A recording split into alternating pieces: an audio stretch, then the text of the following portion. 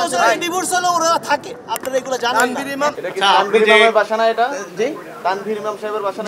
জি না, যেটা তানভীর ইমাম সাহেব, এটা রহমান শরীফ সাহেবের বাসা। দরজা ভাঙ্গিয়া হওয়ার পরে ভিতরে ঢুকে গেছে। তখন পরে কি করবো, সব সিটকানি ভাঙ্গিয়ে গেছে, অনেকটা লব্বর। তারপর আমি বলছি যে দাঁড়ান, আমরা কারণ আমাকে তো জানার পরে যে সবটি ভাঙ্গে লাগছে, ভাঙ্গার পরে একটা বাকি দিয়েছে।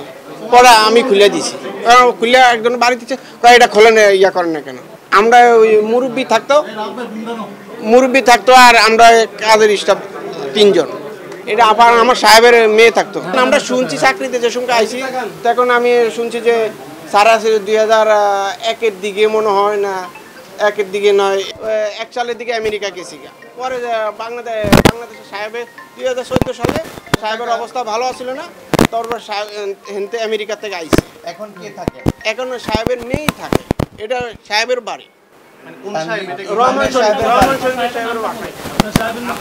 বাপের বাসা তিনি মেয়ে।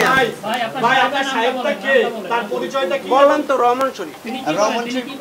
উনি রহমান শরীফের গার্মেন্টস ওয়ার্কার। রহমান শরীফ তানভীর ইমামের কি হয়? তানভীর ইমামের ব্যয় হয়, ছেলের বিয়া করেছে এখানে। সাহেবের শ্বশুর এটা শ্বশুর। তখন শ্বশুর তো মারা গেছে 14 সালে, ম্যাডাম মারা গেছে, আমাকে ম্যাডাম মারা গেছে 19 সালে। আর এটা হলো বাপের শ্বশুর বাড়িতে এখন না, মানে 2001 সালের দিকে সারাসারি হয়ে গেছে। আমার নাম মান্নান, মোহাম্মদ আব্দুল মান্নান। জি, এই বাসা কি বলতে, মানে চাকরি করি, ড্রাইভার। যত মিডিয়া আছে সকল মিডিয়াকে ডাকছি যে এখানে আওয়ামী লীগের লোকজন যারা আছে, যারা আমরা পাই নাই। টানা 7ম বারের মতো বেস্ট টিস্যু পেপার ব্র্যান্ড হিসেবে স্বীকৃতি পেয়েছে বসুন্ধরা টিস্যু। কারো হাতে কিছু পাইছে না, এখানে কারো হাতে কিছু ছিল না, কারো হাতে কিছু পায়নি। ঠিক আছে, না কিন্তু আপনারা কোন এখতিয়ার নিয়ে আসছেন ওটা জিজ্ঞাসা কোশ্চেনটা করেন। আপনারা যে আসছেন এটা কোনো প্রশাসন ছাড়া, আপনারা কি প্রশাসনের কেউ আপনারা? শ্বশুরের বাসা, তার মেয়ের সাথে অনেক আগে ছাড়াছাড়ি হয়ে গেছে, তো তারপরও কিসের ভিত্তিতে আপনারা এই বাসায়? আমরা এখানে যেই সূত্র খবর পেয়েছি যে যেখানে যারা যে ছাত্র জনতা যারা হত্যাকারী এখানে আছে, এবং কি আমরা আজকে আর্মির কাছেও গেছি, যেখানে না যে বলছে যে এটা আপনারা পুলিশের কাছে যান। তা পুলিশকে ফোন গেছিলাম, আরেকটা কোনটা দিন পুলিশের কাছে গেছিলেন পরে? হ্যাঁ, পুলিশকে ফোন দিছি, পুলিশ আসে না। পুলিশ আসে নাই। পুলিশের কাছে গেছিলেন না, পুলিশের কাছে যাই নাই। কেন আমরা পুলিশকে ফোন দিছি, পুলিশ পুলিশের কাছে কেন গেলেন না? জি, আমি ফোন দিছি। আপনি পুলিশের কাছে গেছিলেন, তার কাছে আপনি গেলেন না? হ্যাঁ, তো পুলিশের কাছে গেলেন না? আমরা পুলিশের কাছে ফোন দিছি, কিন্তু পুলিশ বলছে যে না। আমি এত কথা বলছি, পুলিশের কাছে গেছিলেন কিনা? না, আমরা পুলিশের কাছে পুলিশ ফোন দিছি, ফোন কল আছে। গেছিলেন কিনা আপনি? আমার কাছে ফোন কল আছে, দেখেন ফোন দিছি কিনা। আচ্ছা ঠিক আছে, ফোন কল আছে। পুলিশ রেসপন্স কোন থানার পুলিশের কাছে বলবেন? আপনারা মানে পুলিশ প্রশাসন ছাড়া আপনারা কেন ঢুকলেন? এখানে প্রায় 150-200 ছাত্র জনতা সবার থেকে, যেখানে আওয়ামী লীগের যারা এই বিভিন্ন হত্যা মামলার আসামি এখানে লুকিয়ে আছে, এই সংবাদ আমরা পাইছি।